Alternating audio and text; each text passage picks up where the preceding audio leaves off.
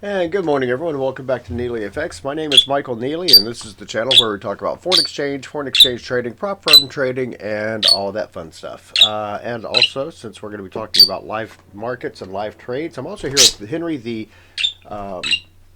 Forex trading parakeet. He's going to be helping me with this. So let's go into the risk disclaimer screen. First, this channel, I'm in the United States, so I have to say this by law if I'm not mistaken. I used to have to just say this bottom one by, used to have to weave it into all my telephone presentations when I was a broker. But that was back when people used to call people, and we don't do that anymore. So this channel is for educational and entertainment purposes only and does not constitute trading or financial advice. I'm a professional trader, not a broker, trading my own capital. I do not solicit funds, manage client accounts, nor do I hold CFTC or NFA registration at this time. Forex trading is highly speculative with a high risk of losing some or all of your investment capital. Only trade the funds you can comfortably afford to lose. And I say at this time because maybe one day I'll have NFA registration again. Who knows? CFTC risk disclosure goes like this. Forex trading carries a high degree of risk and may not be suitable for all investors. The high degree of leverage can work against you as well as for you. Ow! Henry's biting the back of my neck, so that's not pleasant. Where was I? Before trading Forex, consider your investment objectives, experience, and risk appetite. You could sustain a loss of some or all of your investment capital.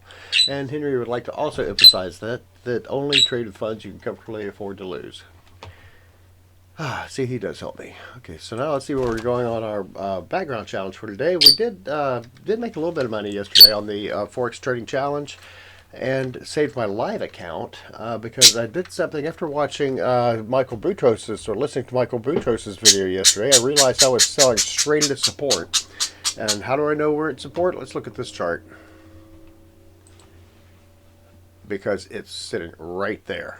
It's 154.84 is where I sold yesterday. It's where my sell mark was, and that's exactly where support is because it's not going anywhere off of that. That's an hourly chart, so I go down to a smaller time frame. So when choosing my entry strategies, but that was an hourly chart, and it's just not going anywhere right now. It's waiting on NFPs. So let's look at what we've got on tap for today. Look at that. Tuesday we have the we've already had all this European information out, so there may be some movement in European. I'm looking at this the first same time you are, so let's see what happens with this. We do have 8:30. We got a whole boatload of information coming out. That's why I'm getting on the sidelines, because I've got no idea what all this is going to mean. And I'm not going to be in the office during trading time today. I may take a look and see if there's some trends around 9 o'clock that I can take advantage of. But for right now, I'm getting on the sidelines. There's just too much information for to put that. There's too much event risk for me to put my accounts at risk for. So here we go. Let's go here. I've got one account that's. Let me pull that one up. Let me see what's going on with that for just a second.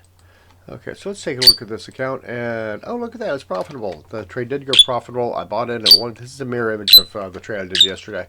154.86, and then 154.86. I'm going to close that one out. It's got a little bit of a profit, good enough. Kind of move this one back over here a little bit, and I'm also going to show you something else I did yesterday too. Trade history, it went the wrong way on me bad, so I sold again at 155.30, and then I had two sells in the same direction. That way I could close this one out at a slight loss, and then close this one out at a larger profit and cover that loss. So that's how that happened. That's just a technique you can do. If you get in the wrong and it moves the wrong direction, you can actually do the same trade at a different level, and then when it comes back down, you can cover your loss. All right, so with that, let's go to the DXY. We have the DXY. It just keeps kind of drifting downward. Still waiting on NFP, so 98.19 is where that's at right now. I'm not touching it. Wow, the euro went up 8 pips against the dollar since yesterday, so we're not going to, again, not touching that one. 8 pips is not a daily move worth talking about. It's not even a consolidation period. It's just wandering and waiting to see what happens with the news that's going to come out. I'm expecting dollar strength, but I could be wrong.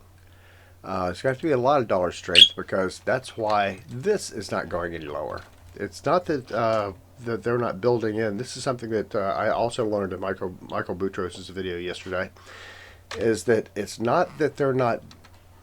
Is that yes, the yen, they are looking at cutting rates on the yen in on Thursday, probably Friday night, Friday morning, Thursday night.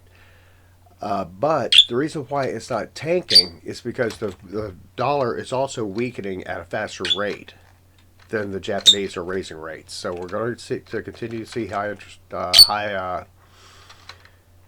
going to see it. It's going to be hard for it to break 154.89 right now because of the weakness in the dollar. Here we have, oh, look at that. Pound is lively today against the dollar. 134.21. And again, the event risk, I'm not going to take advantage of that. I'll try to. I'm not going to chase the trade because it's chasing it. I'd be buying it right into support. Pardon me, buying right into resistance, which is also a bad idea.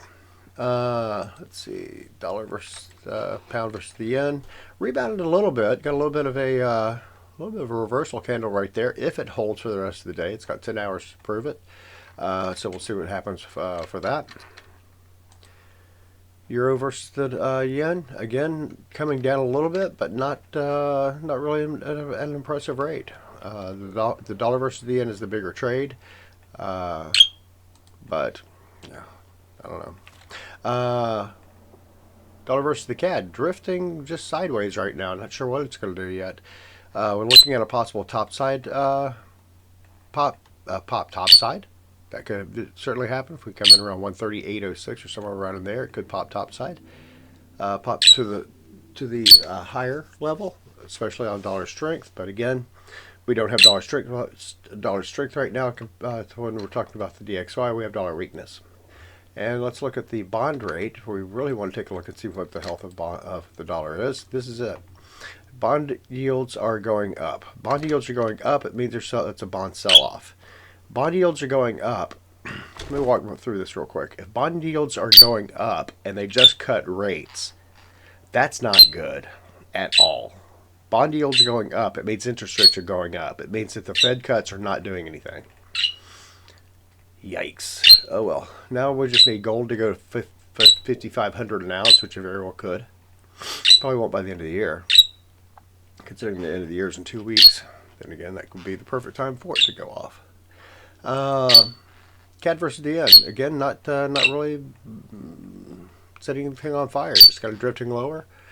I think everybody's sitting back to see what the American numbers are coming out today. 66.36 again on the Aussie versus the dollar. Not my favorite trade, but if you go with a big enough portion, you could actually trade this profitably. So that's an idea of things to do. Gold. 42.75, actually down. 42.75 down off of 5,300. 5,300 could be the new resistance area. That's what it looks like to me. So we'll see if it breaks higher than that today. And silver coming off a little bit, about halfway down on that candle, which is still bullish. So we'll see what happens. 62.94. So I'm on the sidelines. Not a lot going on today besides that. We're just waiting on